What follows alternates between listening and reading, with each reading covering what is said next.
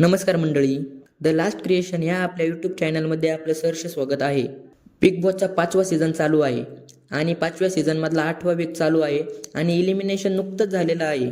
यामध्ये अरबाज पटेल इलिमिनेट झालेला आहे, पण हे इलिमिनेट सर्वांसाठी धक्कादायक आहे, कारण नॉमिनेट सदस्यांचं वोटिंग घेण्यात आलं होतं. यानुसार सूरज चव्हाणला सर्वाधिक मते मिळालेली होती, तर अरबाजला निकीपेक्षा जास्त मते मिळालेली होती. त्यानुसार निकी घराबाहेर जायला पाहिजे होती, पण बिग बॉसनी अरबाज पटेललाच घराबाहेरचा रस्ता दाखवला. त्यामध्ये संबंधित सदस्यांच्या नावाच्या पाट्या ठेवण्यात आल्या होत्या.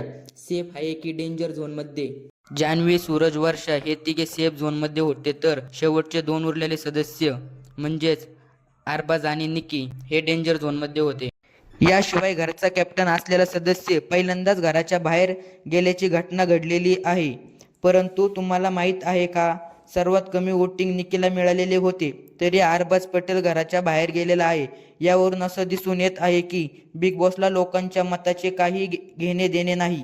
जर बिग बॉसला लोकांच्या मताची किंमत व त्यांच्यानुसार खेळ खेळायचा असेल तर असं दिसून येत आहे की लोकांसमोर संभ्रम निर्माण झालेला आहे की बिग बॉस खरंच स्क्रिप्टेड आहे का. फॉलो करा आणि सबस्क्राईब करा आणि हो, घंटी वाजवायला विसरू नका.